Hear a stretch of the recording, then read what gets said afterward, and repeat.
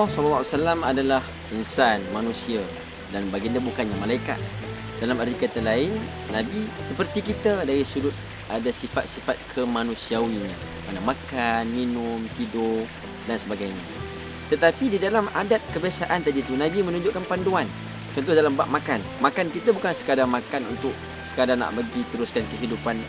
Makan bagi orang Islam dengan ikut sunnah Nabi akan menjadi ibadat. Pernah tak kita kira sehari berapa jam kita duduk untuk makan? Kalau sehari 3 kali makan, satu sekali makan mungkin habis 20 minit, 15 minit. Untuk sehari kita habis lebih kurang sejam untuk makan sahaja. Mungkin lebih. Bayangkan kalau kita makan tadi dengan sunnah Nabi SAW. Dia akan dikira sebagai suatu ibadat. Macam mana nak jadikan dia ibadat? Kena ikut sunnah Nabi SAW. Yang pertama, bila makan, duduk di hadapan makanan, mesti ingat kepada Allah, Tuhan yang memberi rezeki. Satu kita baca doa. Sekurang-kurangnya kita ucapkan Bismillah dengan nama Allah. Setiap perkara kalau kita buat tak baca Bismillah, hilang keberkatan. Bila makan dengan Bismillah, setiap butir nasi itu akan menjadi berkat. Bismillahirrahmanirrahim. Lebih baik lagi kita baca doa, Allahumma barik lana fima razaqtana wa qina azabannar. Ketika mana nak makan. Yang kedua, sebaik-baiknya sunnah dalam makan ialah makan tadi secara berjemaah. Kita jangan risau. Contoh kita ada satu hidangan, nasi sepinggan. Kita kata sepinggan ni cukup untuk saya seorang. Nak berjemaah macam mana? Ingat, Nabi SAW berpesan, Fa'amul ithnain kafil arba'ah.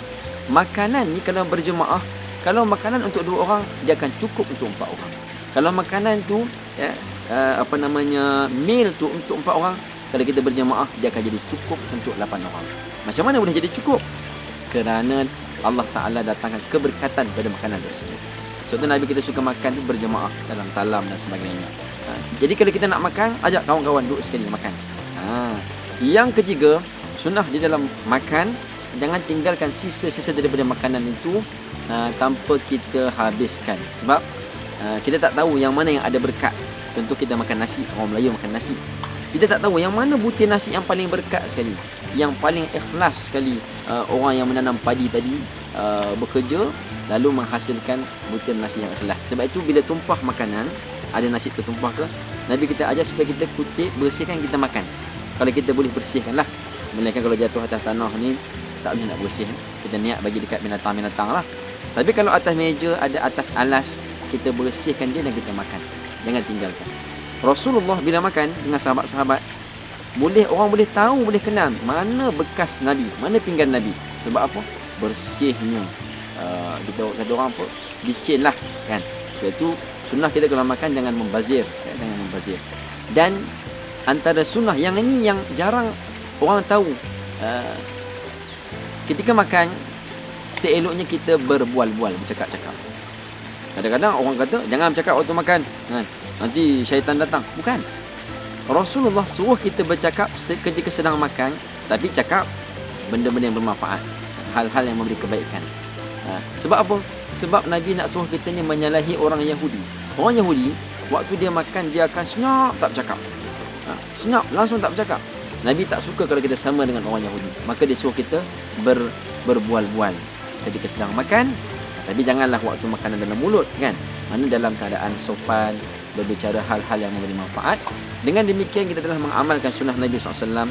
Dan selesai makan, jangan lupa untuk ingat kepada Allah. Ucapkan Alhamdulillah. Ada satu doa, kalau kita baca, baca doa lepas makan, kelebihan dia apa? Allah ampunkan semua dosa-dosa kita. Bukannya suruh kita solat ke apa ke. Lepas makan, perut dah kenyang, baca doa sikit. Alhamdulillahilladzi at'amani hadza wa razaqanihi min ghairi haulin minni wala quwwah.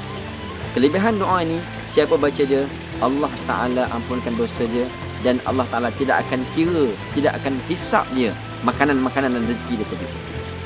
Sekali lagi, Alhamdulillahilladzi at'amani hadza wa razaqanihi min ghairi haulin minni wala quwwah. Segala puji bagi Allah yang memberi aku makanan ini dan dia bagi rezeki kepada aku tanpa aku ada perlu bersusah payah.